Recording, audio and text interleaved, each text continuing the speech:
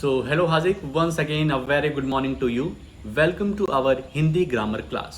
Yes, हम लोगों ने साइंस, मैथ, सोशल साइंस के सभी चैप्टर्स को बहुत ही अच्छे तरीके से कंप्लीट कर लिया है.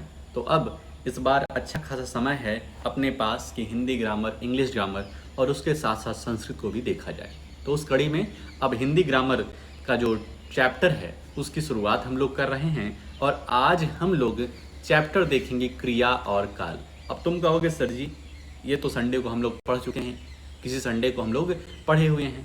लेकिन भाई पढ़ना अलग बात है, लेकिन उसके क्वेश्चन अभी भी सॉल्व तुम नहीं कर पाओगे क्योंकि संडे को पूरी तरीके से कंसंट्रेट होकर के तुम सुने नहीं थे. क्योंकि अभी तुमसे हम पूछ लें कि क्रिया के भेद बताओ, क्रिया के हम किस तरीके से भेद कर सकते हैं, तो शायद ना बता पाओ. ठीक है, तो इसलिए हम फिर से उस टॉपिक को कवर करते हैं. मान लीजिए आपको आता है तो बहुत ही अच्छी बात है, तो रिवीजन हो जाएगा. लेकिन ध्यान रखना जो पढ़ाएंगे वो संडे को टेस्ट रखेंगे इसका. ठीक है, इसलिए फुल कंसंट्रेशन के साथ देखना है. आते हैं अपने पीपीटी पर और देखते हैं आज हमें कौन कौन सी चीज़ों को कवर करना है. तो इस तरीके से हमारी बहुत ही अच्छी सी एक स्लाइड तुम्हारे लिए हमने बनाया है. देख लो शानदार से क्रिया और. ठीक भाई, अब क्रिया और काल में हमें क्या चीज़ों को कवर करना है आज ये देखते हैं. तो अपनी जो बुक है वो सामने आ रही है. आज हम लोग फर्स्ट, सेकंड, थर्ड, ठीक है, कुल मिला करके इसमें 1 2 3 4 5 कुल मिलाकर के 5 पेज हैं. तो 5 पेज में 2.5 रखते हैं, 2 दिन की वीडियो बन जाएगी, 2 वीडियो. ठीक है, तो 2.5 पेज आज देख लेते हैं, 2.5 पेज अपना कल देख लिया जाएगा. ठीक, तो एक एक वर्ड को यहाँ पर हम तुम्हें समझाने चल रहे हैं. फुल कंसंट्रेशन के साथ आ जाइए भाई. पहले से जो चीज़ आती है उसको थोड़ी देर के लिए दिमाग से निकाल के एकदम फ्रेश स्टार्ट करते हैं. क्रिया और काल, अपने चैप्टर का नाम है क्रिया और काल. अरे यार, ठीक है, देखिए, पढ़िए और समझिए. प्याले मेज पर हैं, प्याले मेज पर हैं. ये कुछ प्याले हैं जो कि मेज पर हैं. फल टोकरी में है, जो फल है हमारे ये किस में है, टोकरी में. तारे आकाश में हैं. ठीक है, ट्रेन दौड़ती है, पानी बरसता है, मोर नाचता है. ये कुछ हमको 6 सेंटेंस दिए गए हैं. ऊपर के 3 वाक्यों में है शब्द से प्याले, फल और तारे के होने की सूचना मिल रही है. कह रहे हैं कि जो हमारे सेंटेंस में है आ रहा है, इससे हमें पता चल रहा है कि हाँ कोई चीज़ है, उसकी सूचना मिल रही है कि प्याले कहाँ पर रखे हैं, फल कहाँ पर रखे हैं, तारे कहाँ पर हैं. चौथे, 5वें और 6ठे वाक्यों में दौड़ती है, बरसता है, नाचता है, काम करने का ज्ञान हो रहा है. ये सभी क्रियाएं हैं.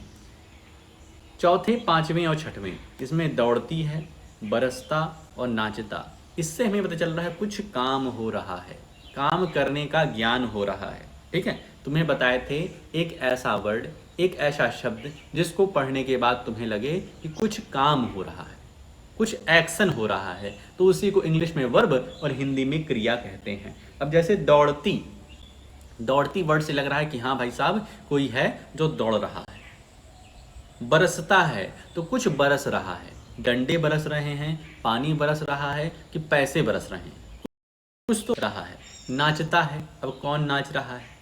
ठीक है, मतलब उस वर्ड से हमें पता चल रहा है कि कुछ काम हो रहा है, उसी को हम लोग क्या कहते हैं, क्रिया. तो यहाँ पर क्रिया की डेफिनेशन देखो लिखी हुई है. जिस शब्द से किसी वस्तु या व्यक्ति के होने का अथवा किसी काम के करने या होने का ज्ञान होता है वह क्रिया कहलाती है. ठीक है, जितनी भी डेफिनेशन है उसको अपनी कॉपी में अच्छे से लिखना है, अच्छी हैंडराइटिंग में लिखना है, बिना किसी शब्द को गलत लिखे हुए. ठीक है, तो इसको लिख लेना और याद भी कर लेना कि जिस शब्द से किसी वस्तु या व्यक्ति के होने का अथवा किसी काम के करने का या होने का ज्ञान होता है वह क्रिया कहलाती है. ठीक है, तो ये डेफिनेशन याद कर लेना और शॉर्ट फॉर्म में अपने दिमाग में रखना कि जिस शब्द को पढ़ के लगे कुछ काम हो रहा है, कुछ काम हो रहा है, वो है हमारी क्रिया। धातु और क्रिया। धातु क्या होता है, क्वेश्चन में पूछा जाता है कि धातु क्या है, परिभाषा लिखिए। क्रिया का मूल रूप धातु कहलाता है, ये भी एक डेफिनेशन है। क्रिया का मूल रूप धातु कहलाता है। जितनी भी इंपॉर्टेंट डेफिनेशन उसको अपनी कॉपी में लिखोगे, ठीक है। क्रिया का मूल रूप क्या होता है, धातु कहलाता है। जैसे इसमें आया है, इसमें क्या आया है, दौड़ती। दौड़ती, अब ती हटा दो, सिर्फ दौड़ रहे, सिर्फ दौड़ रहे, तो ये है धातु। ये क्या है, धातु। पढ़ती या पढ़ना, पढ़ना है ना, पढ़ना में से ना हटा दो, पढ़, तो ये है धातु। क्या है, धातु है।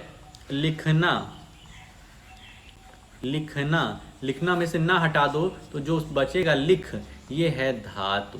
मतलब क्रिया का मूल रूप, क्रिया का ओरिजिनल रूप, क्रिया जहाँ से आई है उसी को हम क्या कहते हैं, धातु होता है। धातु में ना जोड़ने से उसका सामान्य क्रिया रूप बनता है। यदि उस धातु में हम ना जोड़ दिए, लिख में ना जोड़ दिए, दौड़ में ना जोड़ दिए, दौड़ना, पढ़ना, नाचना, नाच क्या है, नाच हमारी धातु है, ना जोड़ दिए क्रिया बन गई, ठीक है। तो ये देख लो, ये सब धातु है। पढ़, लिख, उठ, बैठ, इसमें ना जुड़ गया तो ये पढ़ना, लिखना, उठना, बैठना क्रिया बन गई, ठीक है। तो क्रिया में से ना हटा दो, एकदम सिंपल में क्रिया में से ना हटा दो, धातु मिल जाएगा। धातु क्या होती है, तो क्रिया का मूल रूप धातु होता है। क्रिया का मूल रूप धातु होता है, क्रिया में से ना हटाने पर हमें धातु ही मिलता है। तो धातु एकदम अच्छे से क्लियर किए रहना, क्रिया का मूल रूप धातु कहलाता है। मूल रूप में ना जोड़ने पर वो सामान्य क्रिया बन जाती है। अभी तक हम ये जाने कि क्रिया क्या होता है और फिर जाने हम लोग धातु क्या होता है। तो इसकी आई थिंक प्रॉपर डेफिनेशन तुम्हारे दिमाग में बन गई होगी। आगे आते हैं तो क्रिया के भेद। क्रिया को दो आधारों पर विभाजित किया जाता है। क्रिया को दो आधारों पर विभाजित किया जाता है, मतलब इसका जो डिस्ट्रीब्यूशन हो रहा है ये टू बेसिस पर हो रहा है। पहला है कर्म के आधार पर और दूसरा है संरचना के आधार पर, ठीक है। क्रिया के दो भेद किए जाते हैं, पहला क्रिया के आधार पर और संरचना के आधार पर। कर्म के आधार पर। कर्म के आधार पर क्रिया के दो रूप होते हैं, ठीक है। क्रिया के दो बेसिस पर इनके भेद कर रहे हैं, टाइप बता रहे हैं। पहला है कर्म के आधार पर, किसके आधार पर, कर्म के आधार पर। दूसरा है संरचना के आधार पर। तो संरचना वाला टॉपिक अभी हटा दो, अभी सिर्फ हमको ध्यान रखना है कर्म के आधार पर। तो बोल रहे हैं कर्म के आधार पर क्रिया के दो रूप होते हैं, एक होता है अकर्मक क्रिया और एक होता है सकर्मक क्रिया। एक होता है क्या, अकर्मक। कैसे लिखेंगे अकर्मक, आ का माँ के ऊपर रा लग जाएगा, पक्का। अकर्मक क्रिया। अकर्मक क्रिया क्या होती है, यहाँ पर कुछ वाक्य लिखे हुए हैं, देखो। तान्या हंस रही है, सुहेल दौड़ रहा है, मीनाक्षी सो रही है। ऊपर के वाक्यों में हंस रही है, दौड़ रहा है, सो रही है, क्रियाएं पूर्ण हैं। क्रियाएं क्या है, पूर्ण है। ऐसी क्रिया जो अपने आप में क्या है, पूर्ण है, पूरी है। जैसे तान्या हंस रही है, अब यहाँ किसी कर्म की आवश्यकता इसको नहीं है, ठीक है। मतलब वहां पर तुम पूछो, जब क्वेश्चन दिया है तान्या हंस रही है, तो तुम्हारे अंदर से क्वेश्चन होना चाहिए क्या हंस रही है, क्या हंस रही है। तो यहाँ देखो क्वेश्चन जो हुआ थोड़ा सा अजीब लग रहा है। क्या हंस रही है, क्या रो रही है, क्या सो रही है, क्या दौड़ रहा है, ठीक है, क्या दौड़ रहा है। तो ये सब जब तुम्हें अजीब लगे तो ये जान लो कि ये सब क्रियाएं क्या हैं, अकर्मक क्रियाएं हैं, ठीक है। ये सब क्या हैं, अकर्मक क्रियाएं हैं। तो हंस रही है, दौड़ रहा है, सो रही है, ये सब क्रियाएं क्या हैं, पूर्ण हैं, अपने आप में पूर्ण हैं। इन्हें किसी और की आवश्यकता नहीं है। इनके होने में कर्ता के अतिरिक्त किसी कर्म की आवश्यकता नहीं पड़ती। इनके होने में सिर्फ कर्ता की आवश्यकता, कर्ता मतलब जो काम करने वाला है, जो काम करने वाला सब्जेक्ट है, सिर्फ उसकी आवश्यकता होती है। इसके अतिरिक्त कर्म की आवश्यकता नहीं होती है। अतः ये अकर्मक क्रियाएं हैं, इनको हम अकर्मक क्रियाएं कहते हैं। और यहाँ डेफिनेशन लिखी हुई है, जिन क्रियाओं में कर्म की आवश्यकता ना पड़े, ऐसी क्रियाएं जिसमें कर्म की आवश्यकता ना पड़े, ऑब्जेक्ट की जरूरत ना पड़े उनको हम अकर्मक क्रिया कहते हैं। ठीक, आई होप क्लियर हो गया होगा अकर्मक क्रिया क्या है। हंस, दौड़, सो, रो, ये सब क्या हैं? अकर्मक क्रियाएं। सकर्मक क्रियाएं तो ऐसी क्रियाएं जिनमें कर्म की आवश्यकता पड़े, जैसे लड़की स्वेटर बुनती है, लड़की स्वेटर बुनती है, छात्र अखबार पढ़ता है, छात्र अखबार पढ़ता है। तो यहाँ पर देखो, ये तुम पूछोगे क्या पढ़ता है, क्या पढ़ता है, तो पढ़ता अपने आप में पूर्ण क्रिया नहीं है, बताना पड़ेगा कि साइंस पढ़ता है, मैथ पढ़ता है, अखबार पढ़ता है, क्या पढ़ता है, तो तुम्हें बताना पड़ेगा। तो पढ़ता क्या है, अपने आप में पूर्ण क्रिया नहीं है, अपने आप में पूर्ण क्रिया हो जाती है तब तो अकर्मक में चली जाती है। तो ऐसी क्रियाएं जिसमें कर्म की आवश्यकता पड़े, जिसमें ऑब्जेक्ट की जरूरत पड़े, उसको हम लोग सकर्मक क्रिया कहते हैं। यहाँ देखो, लड़की स्वेटर बुनती है, लड़की स्वेटर बुनती है, क्या बुनती है भाई? कपड़ा बुन रही है या स्वेटर बुन रही, क्या बुन रही है? ठीक है, तो लड़की स्वेटर बुन रही है। तो यहाँ पर देखो, कर्म क्या है? स्वेटर है, अखबार है, तो इनका होना जरूरी है। तो ऐसी क्रियाएं जिनमें कर्म की आवश्यकता पड़े उनको सकर्मक क्रिया कहते हैं। ऊपर के दोनों वाक्यों में बुनने के लिए स्वेटर और पढ़ने के लिए अखबार का होना जरूरी है। स्वेटर के बिना बुनने की और अखबार के बिना पढ़ने की क्रिया नहीं हो सकती है। कह रहे हैं स्वेटर ना हो तो क्या बुन सकती है वो? क्या बुनेगी भाई? और अखबार ना हो तो छात्र क्या पढ़ेगा? तो बताना जरूरी है कि छात्र क्या पढ़ रहा है। स्वेटर और अखबार क्रमशः बुनने तथा पढ़ने क्रिया को पूर्णता प्रदान करने वाले कर्म हैं, अतः यहाँ प्रयुक्त क्रियाएं सकर्मक हैं, इनको हम सकर्मक क्रिया बोलेंगे। यहाँ पर देखो डेफिनेशन लिखी है सकर्मक क्रिया की, ये सारी डेफिनेशन याद होनी चाहिए। जिस क्रिया की पूर्णता के लिए कर्म का होना आवश्यक है उसे सकर्मक क्रिया कहते हैं। ऐसी क्रिया जिसको जो अपने आप में पूर्ण नहीं है, उसको कर्म की आवश्यकता है, उसे ऑब्जेक्ट की जरूरत है, तो उसे हम लोग सकर्मक क्रिया कहते हैं। ठीक है, फिर लिखा हुआ है कुछ सकर्मक क्रियाएं अकर्मक से बनती हैं और कुछ अकर्मक क्रियाएं सकर्मक से।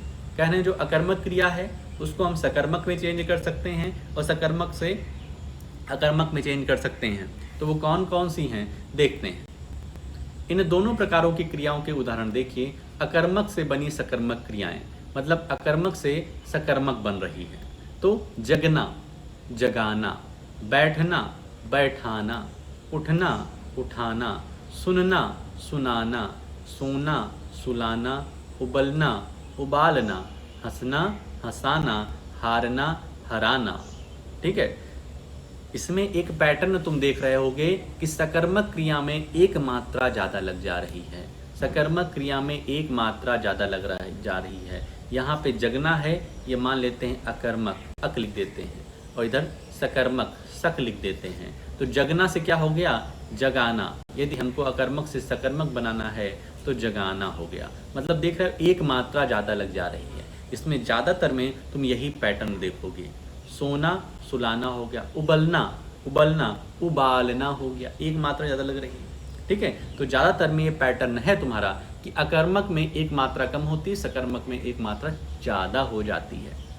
फिर सकर्मक से बनी अकर्मक क्रियाएं, अब वही करना है। अगर सक से अक जाना है, तुमको सकर्मक से अकर्मक जाना है तो एक मात्रा को हटा दो। जैसे ये काटना है, जैसे क्या है? काटना है, तो काटना से तुम बना दो कटना, काटना से क्या बना दो? कटना बना दो। भाई सकर्मक से अकर्मक जाना है ना, तो एक मात्रा को हटा देना है। तो यहाँ देखो, काटना है तो कटना हो गया, तोलना हो गया तो तुलना, खोलना, खुलना, बेचना, बिकना, देखना, दिखाना, गाड़ना, गाड़ना, गड़ना। ठीक है, समझ रहे हो? तो ज़्यादातर में तुम ये देखोगे कि मात्राएं एक मात्रा हट जा रही। ठीक है, और कुछ को याद करना पड़ेगा भाई। ठीक, तो इस तरीके से सकर्मक से अकर्मक और अकर्मक से सकर्मक हम लोग बना सकते हैं। फिर एक आता है आज का लास्ट टॉपिक, द्विकर्मक क्रिया। द्विकर्मक क्रिया क्या होती है? जिस सकर्मक क्रिया के साथ दो कर्म होते हैं। मतलब सकर्मक क्रिया का ही एक टॉपिक है कि जिस सकर्मक क्रिया में तुम्हारे दो कर्म हो जाएंगे, ऑब्जेक्ट दो हो जाएंगे, उन्हें द्विकर्मक क्रिया कहते हैं। सकर्मक क्रिया में दो कर्म हो गए। अभी तक एक ही कर्म थे कि छात्र अखबार पढ़ता है, छात्र अखबार पढ़ता है। तो यहाँ पर अखबार हमारा क्या है? कर्म है। तो ये क्या है भाई? सकर्मक क्रिया है सिर्फ। लेकिन छात्र अखबार और किताब पढ़ता है, तो यहाँ पर दो कर्म हो गए, छात्र अखबार और किताब पढ़ता है। ठीक है, पढ़ता तो तुम्हारी क्रिया है, लेकिन काम कौन कौन सा कर रहा है, तो एक अखबार कर रहा है और एक किताब कर रहा है, दो काम हो रहा है। ठीक है, दो काम हो रहा है, तो यहाँ पे द्विकर्मक क्रिया हो गया। ऐसी क्रियाएं जिसमें दो कर्म हो रहे हैं, दो काम हो रहे हैं, कर्म मतलब काम, जिसमें दो काम हो गए, तो उसमें क्या है, हमारा द्विकर्मक क्रिया है। जैसे अध्यापक ने छात्र को हिंदी पढ़ाई, अध्यापक ने छात्र को हिंदी पढ़ाई, यहाँ पर दो कर्म हैं, एक छात्र और एक हिंदी। पिता ने पुत्र को आशीर्वाद दिया, पिता ने पुत्र को आशीर्वाद दिया, दो कर्म हैं, पुत्र और आशीर्वाद। ठीक है, उपर्युक्त दोनों वाक्यों में दो दो कर्म हैं। द्विकर्मक क्रिया वाले वाक्यों में प्रथम कर्म प्राणीवाचक होता है, उसे गौड़ कर्म कहते हैं, उसे गौड़ कर्म कहते हैं। कह रहे हैं जो सबसे पहले कर्म आ रहा है, जो हमें सबसे पहले कर्म आ रहा है, दो कर्म तुम्हें बताए, यहाँ पर छात्र और हिंदी कर्म है और यहाँ पुत्र और आशीर्वाद है, तो वाक्य में जो पहला कर्म आता है उसको हम लोग गौड़ कर्म कहते हैं, गौड़ कर्म। गौड़ कर्म मतलब जो फर्स्ट कर्म है, फर्स्ट कर्म, उसको गौड़ कर्म कहते हैं। तो यहाँ पे छात्र है, यहाँ पर पुत्र है। उपर्युक्त वाक्यों में छात्र तथा पुत्र गौड़ कर्म है और हिंदी तथा आशीर्वाद, हिंदी और आशीर्वाद वो क्या है, प्रधान कर्म, प्रधान कर्म। प्रधान कर्म मतलब वही सेकंड कर्म तुम्हारा क्या है, सेकंड कर्म तुम्हारा प्रधान कर्म है। तो वो कौन कौन सा है, तो हिंदी और आशीर्वाद। यहाँ पर देख रहे हो हिंदी दूसरे नंबर पे आ रही है और आशीर्वाद भी दूसरे नंबर पे आ रहा है। ठीक है, तो द्विकर्मक क्रिया क्या होती हैं, तो ऐसी सकर्मक क्रियाएं जिसमें दो कर्म होते हैं उनको हम लोग द्विकर्मक क्रिया कहते हैं। एक होता है गौड़ कर्म और एक होता है प्रधान कर्म। गौड़ कर्म क्या है, जो हमारे वाक्य में पहले कर्म आ रहा है। ठीक है, दो कर्म में जो पहला आ रहा है, ठीक है, उसको हम लोग गौड़ कर्म कहते हैं, और जो दूसरा है वो प्रधान कर्म है। तो इस तरीके से आज का टॉपिक जो है वो खत्म होता है। ठीक है, अब आज हम लोगों ने क्या क्या पढ़ा है ये देखा जाए, अगर ये देखते हैं यहाँ पर, तो सबसे पहले हम लोगों ने जाना कि क्रिया क्या होती है, क्रिया क्या होती है उसकी डेफिनेशन जाना। उसके बाद धातु क्या होता है, तो क्रिया का मूल रूप हमारा धातु कहलाता है। क्रिया के भेद, तो क्रिया के भेद दो प्रकार से हम लोग कर सकते हैं, कर्म के आधार पर और संरचना के आधार पर। आज हम लोग कर्म के आधार पर देखें तो कर्म के आधार पर क्रिया के दो भेद हैं, पहला अकर्मक क्रिया, दूसरा सकर्मक क्रिया। अकर्मक क्रिया एक ऐसी क्रिया होती है जिसको किसी की जरूरत नहीं होती है, उसमें कर्म की आवश्यकता, अकर्मक क्रिया को कर्म की आवश्यकता नहीं होती, वो अपने आप में पूर्ण होती है। जैसे हंसना, जैसे तुम्हारा रोना, जैसे तुम्हारा दौड़ना। ठीक है, तो ये सब क्या है, ये सब अकर्मक क्रिया है। लेकिन ऐसी क्रियाएं जिसको पूरा होने के लिए, पूर्ण होने के लिए कर्म की आवश्यकता पड़ती है, उसको सकर्मक क्रिया कहते हैं। जैसे हो गया हमारा कि राम पढ़ता है, राम पढ़ता है, तो यहाँ पढ़ता क्या है, सकर्मक क्रिया है, क्योंकि क्वेश्चन है कि क्या पढ़ता है। तो भाई साहब पढ़ने के लिए तो बहुत चीज़ हैं, दुनिया में बहुत सारी चीज़ें जो पढ़ी जाती हैं। तो क्या पढ़ता है, अखबार है, हिंदी है, मैथ है, साइंस है, कुछ भी है। ठीक है, तो वो होती है सकर्मक क्रिया जिससे कर्म की आवश्यकता पड़ती है। द्विकर्मक क्रिया फिर उसके बाद नहीं, उसके पहले पढ़े अकर्मक से कैसे सकर्मक बनाते हैं, सकर्मक से कैसे अकर्मक बनाते हैं। तो उसमें कुछ पैटर्न तुमको बताए कि अकर्मक से सकर्मक जब बना रहे हैं तो एक मात्रा ज़्यादा लग जा रही है, और जब सकर्मक से अकर्मक आ रहे हैं तो एक मात्रा कम हो जा रही है। इसके बाद द्विकर्मक क्रिया होती है, वो सकर्मक क्रिया का ही एक पार्ट है, जो ऐसी सकर्मक क्रियाएं जिन्हें पूरा होने के लिए दो कर्म की आवश्यकता पड़े, उसे हम द्विकर्मक क्रिया कहते हैं। पहला गौड़ कर्म होता है, जो कि हमारे सेंटेंस में पहला कर्म हो उसको गौड़ कर्म, और दूसरा कर्म को प्रधान कर्म कहते हैं। ठीक है, अब जितना हम पढ़ाए हैं इसकी अच्छी से एक बार रीडिंग कर लेना। जितने इंपॉर्टेंट डेफिनेशन और पॉइंट तुमको नज़र में आ रहे हैं उसको अपनी कॉपी में अच्छी हैंड राइटिंग में लिखना। फिर से कह रहे हैं, अच्छी हैंड राइटिंग में लिखना। मतलब लिख करके काटने पीटने मत लगना कि उसको एकदम अच्छा बना दो तुम अपनी कॉपी को, ऐसा बिल्कुल भी मत करना। ठीक है, तो ये सब काम तुम्हारे रहेंगे, इतना कर लो। ठीक है, और ठीक है, कुछ मैथ्स के भी सवाल दे रहे हैं, अभी तुम्हें टाइप करके हम भेज देंगे, तो मैथ्स के सवाल भी कुछ करने हैं। ठीक है, तो आज के अपने इस वीडियो में इतना ही रखते हैं, मिलते हैं नेक्स्ट वीडियो में। ओके।